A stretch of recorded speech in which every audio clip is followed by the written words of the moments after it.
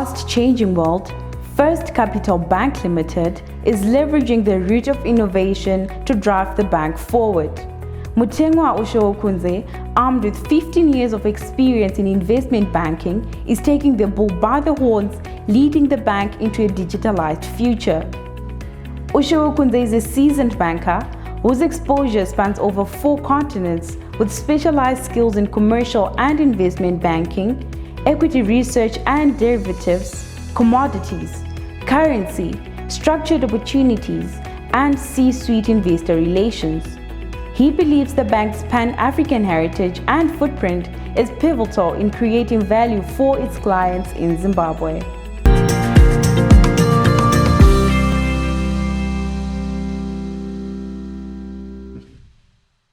We are at First Capital Bank Limited, where we are in conversation with the bank's commercial director, Mr. Mutemwa Ushewokunze. Thank you so much, sir, for inviting us into your corporate home. Thank you for being here. So let's get right into it. You've worked across the globe and you've amassed a great deal of knowledge. You have most recently come back from South Africa, but now you're here in Zimbabwe. What has made you come back to Zimbabwe when others are seeking to go to the diaspora for business? I spent about 20 years overseas, across 4 continents. As you say, I did a lot of study, I picked up a lot of experience, and the call to home was always strong. Having been here for the last 8 months, I found that Zimbabwe presents us with a lot of opportunities, and it all really depends on how hard you want to work. The market is large, sectors are plenty and underinvested. And within a financial institution, and following my own developmental bias, I feel like I can contribute to growing the economy, growing the business, and ultimately becoming profitable. And that's one of my personal goals. Okay. So from what that you have said, within the commercial space, what are the segments of industries that have become lucrative to First Capital Bank Limited, and what are your value add-ons as a business? So recently we've spent a lot of time focusing on agriculture. But not just agriculture. Critically, what we've discovered is, broadly across the grains, there's a lot of investment that goes in, which is primarily sponsored by the government. But outside of that, in terms of your niche export products, your blueberries, medicinal hemp, etc., spices, as another example, we feel like there's a massive export opportunity for the country. And as a bank, we've decided to attack those particular segments in terms of funding. But over and above that, there is a quiet level of innovation that's taking place in Zim. There is a manufacturing value chain that is beginning to emerge, which is to say that some things that we used to make in this country 20, 30 years ago are now starting to be manufactured here again. And those businesses critically require funding, they require support, they require advice.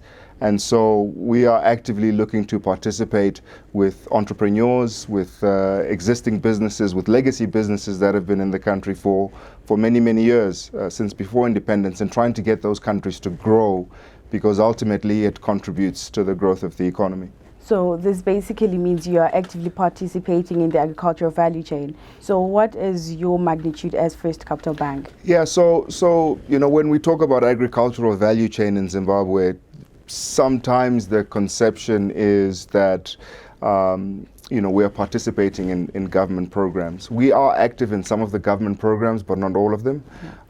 We prefer to use our balance sheet to back small, mid-scale and large-scale farmers that are essentially producing for value. So like most financial institutions, we're involved in the tobacco space. As I'd mentioned earlier, we are in some of these niche horticultural exports, but we're looking further down the chain, which is to say, you invest not just in the agriculture, but in the processor. We back a number of clients that produce peanut butter, for instance, that you eat on a daily basis, honey, jams, etc. So, there is a wide scope where the bank can play. Ultimately, for us, the critical thing is to identify where there's most value and where we can build strong partnerships that will last for a long time. Okay, profound. So Zimbabwe has over 16 registered commercial banks. Looking at customer service bases and customer care, how is First Capital Bank different from other financial institutions? Well, I have a pretty small team.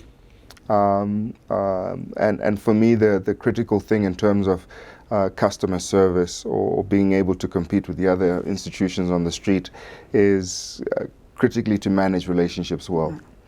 And that may sound like something easy to do, but being able to answer the phone all the time, being always present, always having an answer, I think adds maximum value to your counterparts, to the organizations that you support.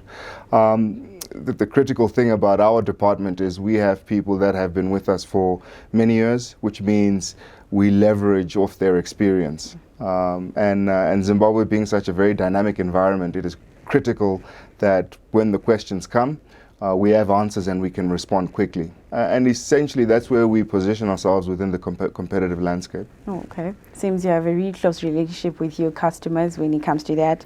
So let's talk about investment banking. Where does First Capital Bank stand when it comes to that? What are its horizons going forward? So when I arrived here some months back, there wasn't necessarily a strong focus on IB. As you know, with IB, you are critically trying to put buyers and sellers together. It's a very simple way of explaining it. Or using balance sheets that don't necessarily belong to the bank. We define that as off-balance sheet transactions. And so what we've done is we went on an exercise where we identified excess capital units and deficit capital units, and we have tried to create a market from that perspective. Over the last 3 quarters, it's been very lucrative for the bank. But over and above that, there's a lot going on in Zim. And not everything you would see in the newspaper or you would read in some magazine or you'd see on social media. There are people building developments. There are factories going up. There are people who need short-term funding. There are those who need advice. And so we are looking to participate in every aspect of that, trying to provide a full house advisory service. And actually in time we're looking to grow our IB team so we can become a force. And then outside of that, I think we've heard about the commodities exchange. We think that offers a massive opportunity because it then creates or deepens the market for those who participate in the agricultural value chain. And being able to get in there and securitize, those sorts of instruments can generate massive fees for an organization that is focused. Okay, bog standard. So the world is slowly changing to digital banking solutions. How is the bank adapting to that from both the customer side and from the institution side as well? Yeah, so in commercial banking, we have been developing a number of tools. One of those is called InfiniPay. InfiniPay is a bulk payment solution. So you think of a mine which has 400 employees that need to be paid at the end of every month. You can upload a file, obviously using the internet, and payments are processed. Whether it's to our bank or to other banks, that's something that we've been working on. We've got a new internet banking system coming along. We've spent a lot of time and money on it, and we think it will be market leading.